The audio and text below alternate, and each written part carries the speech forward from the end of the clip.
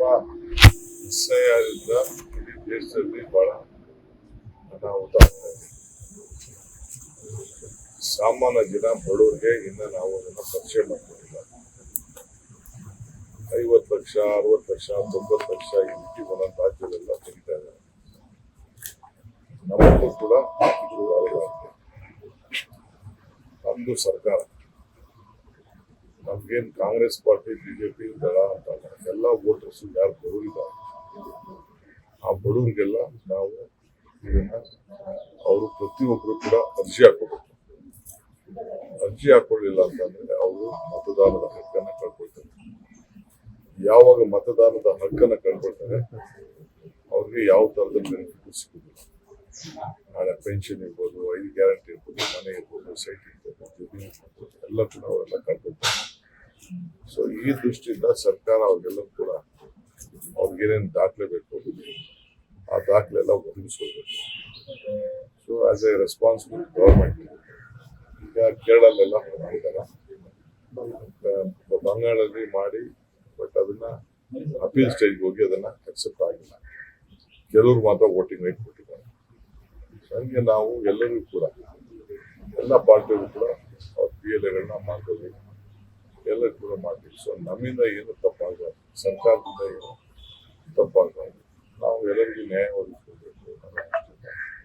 Election ಗೆಲ್ಲೋದು ಸೋಲೋದು vote ಹಾಕೋದು ಅದೆಲ್ಲ ಬೇರೆ ವಿಚಾರ. ಅವ್ರು ಯಾರಿಗೂ ಕೂಡ ನಮ್ಮ ಜವಾಬ್ದಾರಿ ಮತದಾನ ಹಕ್ಕನ್ನ ಕಳ್ಕೊಳ್ಬೇಡಿ.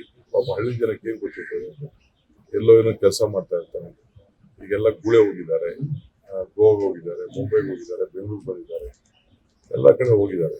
ಅವರು ಎನ್ಯುಮಿನೇಷನ್ ಫಾರ್ಮ್ಗೆ ಸೈನ್ ಹಾಕ್ಲಿಲ್ಲ ಅಂತ 3 ಸತಿ ಹೋಗ್ತಾರಂತೆ. ಅವ್ರ ಮನೇಲೇ ಇಲ್ಲದೆ ಹೋದ್ರೆ ಪಾಪ ಅವ್ರಿಗೆ ಏನ್ ಗೊತ್ತು ಹಳ್ಳಿ ಜನಕ್ಕೆ. ನಾನೇ ನನ್ನ ಎಲಿಮಿನೇಷನ್ ಫಾರ್ಮ್ ಸೈನ್ ಹಾಕಿಲ್ಲ ಅಂದ್ರೆ ನಂದೇ ಓಟ್ ಇಲ್ಲ, ಅಮರ್ತ್ಯಸಿಂದ ಓಟ್ ಇಲ್ಲ ಅಂತೆ, ಮಹಾರಾಜ್ಯದೇ ಓಟ್ ಇಲ್ಲ ಅಂತ. ಆ ರೀತಿ ಎಲ್ಲ ಆಗಿದೆ. ಕೋರ್ಟಲ್ಲಿ ಏನ್ಬಿಟ್ರು, ಆಯ್ತು ನೆಕ್ಸ್ಟ್ ಎಲೆಕ್ಷನ್ ಓಟ್ ಹಾಕೊಂಡಿರ್ಬಿಟ್ರಿ ಅನ್ಬಿಟ್ರು. ಸೊ ಸ್ಕಿಪ್ ಆಯ್ತು. ಆ ಕೆಲಸ ಆಗಿದ್ದು ಬೇಡ. ಎಲ್ಲರೂ ಅವ್ರ ಓಟ್ ನಾವು ಉಳಿಸ್ಕೊಳ್ಳಿ. ಬಡವ್ರಿಗೆ ಏನೋ ನಾವು ಪೆನ್ಷನ್ ಇದನ್ನ ಸ್ಕೀಮ್ಗಳೆಲ್ಲ ಕೊಡ್ತಾ ಇದೀವಿ. ನಾಳೆ ಬೆಳಿಗ್ಗೆ ಆ ಸ್ಕೀಮ್ ಎಲ್ಲ ಹೊಂಟೋಯ್ತು, ಬಸ್ಸಲ್ಲಿ ಅಲ್ಲಿ ಅಕ್ಕಿ ಕಾರ್ಡ್ ಅಕ್ಕಿ ಕೊಡೋದು, ಗೃಹಲಕ್ಷ್ಮಿ ಕೊಡೋದು, ಗೃಹ ಜ್ಯೋತಿ ಇಲ್ಲ ಅಂದ್ರೆ ಅವ್ರು ಏನ್ ಹೇಳ್ತಾರೆ, ನಿಮ್ದು ಓಟ್ ಇಲ್ಲ ಅಂದ ತಕ್ಷಣ ನೀವೇ ಓಟ್ ತೆಗೆದಾಕ್ರಿ. ಅವ್ರ ಬಿಜೆಪಿ ಓಟ್ ತೆಗೆದಾಕಿದ್ರು ಅಂತ ಹೇಳಲ್ಲ, ಸೆಂಟ್ರಲ್ ಗೌರ್ಮೆಂಟ್ ಸರ್ಕಾರ ಅಂತ ಹೇಳ್ತಾರೆ. ಸೊ ಅದಕ್ಕೆ ಜಾಗೃತಿ ಮೂಡಿಸುವಂತ ಕೆಲಸ ಮಾಡ್ತಾರೆ. ಸರ್, ಇವತ್ತಿನ ಸಭೆಯಲ್ಲಿ ಎಲ್ಲಾ ಶಾಸಕರು ಕೂಡ್ತಾರೆ. ಕೆಲವೊಬ್ರದ್ದು ಒತ್ತಾಯ ಇದೆ, ಇದು ಸಂಪುಟ ವಿಸ್ತರಣೆ ಮಾಡ್ಬೇಕು ಅಂತ. ಕೆಲವು ಗೊಂದಲಗಳು ಇದಾವೆ. ಇವತ್ತು ಬಗೆಹರುತ್ತೆ ಎಲ್ಲರೂ? ಯಾವ ಗೊಂದಲನೂ ಇಲ್ಲ, ಯಾವ ಇದು ಇಲ್ಲ, ಏನಿಲ್ಲ. ನೀನಿದ್ರೆ ನಿನ್ ಪಾರ್ಟಿ ಇದ್ರೆ ನೀನು ಫಸ್ಟ್ ಪಾರ್ಟಿ, ನೀನು ಫಸ್ಟ್ ಇರ್ಬೇಕು. ಆಮೇಲೆ ಮಿಕ್ಕಿದೆಲ್ಲ ಸ್ಥಾನ